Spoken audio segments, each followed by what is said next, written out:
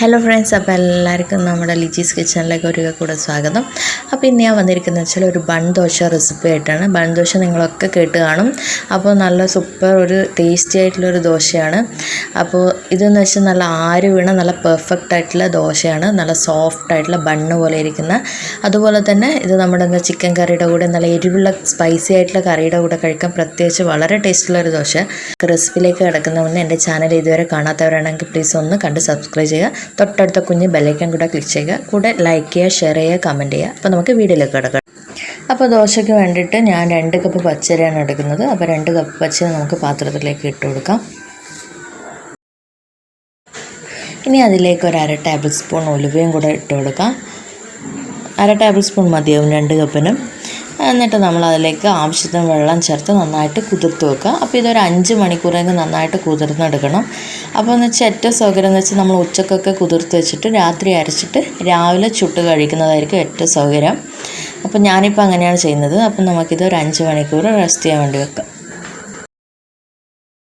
അപ്പോൾ 5 മണിക്കൂറിന് ശേഷം അരിയും ഉലുവയും നന്നായിട്ട് ഞാൻ കഴുകി വൃത്തിയാക്കിയിട്ടുണ്ട്. വീഡിയോ ലെങ്തി ആക്കേണ്ടതെന്ന് വെച്ചിട്ടാണ് അതൊന്നും കാണിക്കാഞ്ഞത്. അപ്പോൾ ഇനി അതിലേക്ക് നമുക്ക് എന്താ വേണ്ടതെന്ന് വെച്ചാൽ ഒരു 3/4 കപ്പോളം തേങ്ങ ഇട്ട് കൊടുക്കാം. 3/4 കപ്പ് ഇടാം, 1 കപ്പ് ഇടാം. തേങ്ങ എത്രത്തോളം കൂടുന്നു അത്രത്തോളം ടേസ്റ്റ് കൂടും. പിന്നെ അതിലേക്കൊരു 1/2 കപ്പോളം നമ്മുടെ ചോറ് ചേർത്ത് കൊടുക്കാം. ഞാൻ ചോറാണ് ചേർത്ത് കൊടുക്കുന്നത്. അപ്പോൾ അതും കൂടി ഇട്ടിട്ട് നന്നായിട്ടൊന്ന് മിക്സ് ചെയ്തിട്ട് നമുക്കിത് വേണമെങ്കിൽ അരക്കുമ്പോൾ മിക്സിയിലേക്ക് ഇട്ട് കൊടുത്താലും മതി കേട്ടോ. ഞാനിപ്പോൾ സൗകര്യത്തിന് വേണ്ടിയിട്ട് നന്നായിട്ട് ഇതിൽ ചേർത്ത് കൊടുക്കുന്നതേ ഉള്ളൂ. അപ്പോൾ ഇനി നമുക്കത് അരച്ചെടുക്കണം. അപ്പോൾ അതിന് വേണ്ടിയിട്ട് ഞാൻ നമ്മുടെ അരിയും കൂട്ടുമൊക്കെ നമ്മൾ മിക്സിയുടെ ജാറിലേക്ക് ഇട്ട് കൊടുക്കുകയാണ്. ഞാൻ വലിയ ജാറായതുകൊണ്ട് എനിക്ക് ഒറ്റ ട്രിപ്പ് അരക്കാനേ ഉള്ളൂ. അപ്പോൾ ഞാനത് ഒരുമിച്ച് ഇട്ട് കൊടുക്കുകയാണ്. അപ്പോൾ ഇതിലേക്ക് വെള്ളം ഒഴിക്കുകയെന്ന് വെച്ചാൽ നമുക്കിത് അരഞ്ഞ് കിട്ടാൻ വേണ്ടി മാത്രം നമ്മൾ വെള്ളം ഒഴിച്ചിട്ട് അരച്ചെടുക്കുക. ഞാൻ അരച്ചിട്ട് വരട്ടെ. അപ്പോൾ ഞാനിതിപ്പോൾ അരച്ചെടുത്തിട്ടുണ്ട്. അപ്പോൾ എനിക്ക് ഏകദേശം കറക്റ്റ് വെള്ളം ഒരളവ് കിട്ടിയിട്ടുണ്ട്. അപ്പോൾ ഇനി നിങ്ങൾക്ക് വെള്ളം കുറവാണെന്നുണ്ടെങ്കിൽ ഞാനിനി ഈ മിക്സിയിൽ നിന്ന് ഇതിലേക്ക് ഒഴിച്ചിട്ട് പാത്രത്തിലേക്ക് ഒഴിച്ചിട്ട് എന്നിട്ട് ബാക്കി അതിലേക്ക് കുറച്ച് വെള്ളം ജസ്റ്റ് ആക്കിയിട്ട് അതിൻ്റെ അകത്തേക്ക് ഇട്ട് കൊടുക്കുക. നമ്മൾ മിക്സിയുടെ ജാറിൽ ആ പശവശപ്പ് ഉണ്ടാവുമല്ലോ, അതൊന്നും ഇതിലേക്ക് ആക്കി കൊടുക്കുന്നതെന്നുള്ളൂ. കൂടുതൽ എക്സ്ട്രാ വെള്ളം ചേർക്കുന്നില്ല. അപ്പോൾ ഞാൻ കറക്റ്റ് പറയാമെന്ന് വെച്ചാൽ 2 കപ്പ് അരിക്ക് ഞാനിപ്പോൾ ഏകദേശം 1 കപ്പ് വെള്ളം എടുത്തിട്ടുണ്ട്. അപ്പോൾ നിങ്ങൾ ആ കണക്ക് നോക്കണ്ട. നമുക്കിത് കിട്ടേണ്ടതെന്ന് വെച്ചാൽ ഇഡ്ഡലി മാവിൻ്റെ ബാറ്ററി ഇല്ലേ, ആ ഒരു കണക്കിനാണ് നോക്കേണ്ടത്. ഞാൻ 1 കപ്പ് എന്ന് പറഞ്ഞാൽ ചിലപ്പോൾ നിങ്ങൾക്ക് കൂടിപ്പോവും. അപ്പോൾ ഇഡ്ഡലി മാവിൻ്റെ ബാറ്ററിയില്ലേ, ഒരു കുറച്ച് തിക്കായിട്ടുള്ള ആ രൂപത്തിലാണ് നമുക്ക് കിട്ടേണ്ടത്.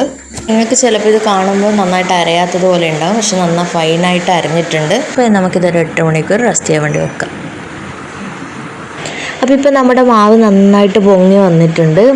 അപ്പോൾ ഇത്ര നല്ല സോഫ്റ്റായിട്ട് വന്നിട്ടുണ്ട്. അപ്പോൾ നമുക്കിത് ചുട്ടെടുക്കുന്നതിന് മുന്നേ ഇതിൻ്റെ അകത്തോട്ട് കുറച്ച് താളിച്ചിടണം. അതിന് മുന്നേ കുറച്ച് ഉപ്പും കൂടെ ഇട്ട് കൊടുക്കണം കേട്ടോ. നമ്മൾ അരക്കുമ്പോൾ ഉപ്പ് ചേർത്തിട്ടില്ലല്ലോ. അപ്പോൾ കുറച്ച് ഉപ്പും കൂടെ ഇട്ട് കൊടുത്തിട്ട് നന്നായിട്ടൊന്ന് മിക്സ് ചെയ്തെടുക്കുക. നമുക്കതിലേക്ക് താളിച്ചിടാൻ വേണ്ടിയിട്ട് അല്പം വെളിച്ചെണ്ണ ഒഴിച്ച് കടുക് ഇട്ട് കൊടുത്ത് കുറച്ച് കടുക് പൊട്ടിക്കഴിയുമ്പോൾ കുറച്ച് ഉഴുന്നും കൂടെ ഇട്ട് കൊടുക്കുക. അതിലേക്ക് ഉഴുന്നും കൂടെ നന്നായിട്ട് ബ്രൗൺ ആയി കഴിഞ്ഞ ശേഷം കുറച്ച് പച്ചമുളക് ഇട്ട് കൊടുക്കുക. പിന്നെ അതിലേക്ക് കുറച്ച് കറിവേപ്പിലയും കൂടെ ഇട്ടിട്ട് നന്നായിട്ടൊന്ന് മുപ്പിച്ചതിന് ശേഷം നമുക്ക് നമ്മുടെ കൂട്ടിലേക്ക് എടുത്തൊഴിക്കാം.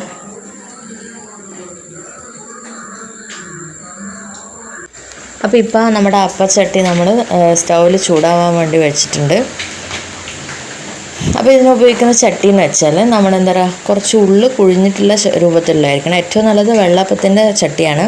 അപ്പോൾ ഇല്ലയെന്നുണ്ടെങ്കിൽ ചീനച്ചട്ടി എടുക്കാവുന്നതാണ്. പക്ഷേ ചീനച്ചട്ടി എടുക്കുമ്പോൾ നമ്മൾ അടിയിൽ കുറച്ച് എണ്ണ തടവി കൊടുക്കണം, അല്ലെങ്കിൽ ഒട്ടിപ്പിടിക്കും.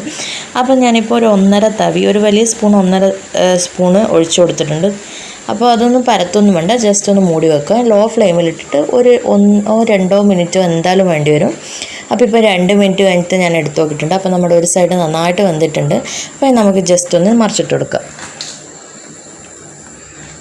അപ്പോൾ മറിച്ചിട്ടതിന് ശേഷം 1 മിനിറ്റും കൂടെ ഒന്ന് ലോ ഫ്ലെയിമിലിട്ട് വെക്കാം. അപ്പോൾ നിങ്ങൾക്ക് കൂടുതൽ മൊരിഞ്ഞ് കുറച്ചും കൂടെ നല്ല ബ്രൗണിഷ് ആവണമെന്നുണ്ടെങ്കിൽ അങ്ങനെ ആക്കുക കേട്ടോ. അപ്പോൾ നല്ല സ്പോഞ്ചി ആയിട്ട് നല്ല എന്താ പറയുക ഹോളൊക്കെ വേണ്ടിയിട്ട് നല്ല ബണ്ണ് പോലെ വന്നിട്ടുണ്ട്. അപ്പോൾ ഇങ്ങനെയാണ് ദോശ റെഡിയാക്കുക. അപ്പോൾ നമ്മളിപ്പോൾ ഒരു ദോശ റെഡി ആയിട്ടുണ്ട്. അപ്പോൾ നിങ്ങൾക്ക് കണ്ടാൽ തന്നെ മനസ്സിലാവും നല്ല ഫ്ലഫി ആയിട്ട് ഇരിക്കുന്നുണ്ട്.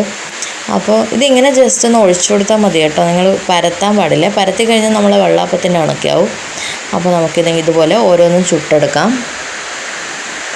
അപ്പോൾ എനിക്കിപ്പോൾ ആ കൂട്ടുകൊണ്ട് 8 ദോശ ഉണ്ടാക്കാൻ പറ്റിയിട്ടുണ്ട്.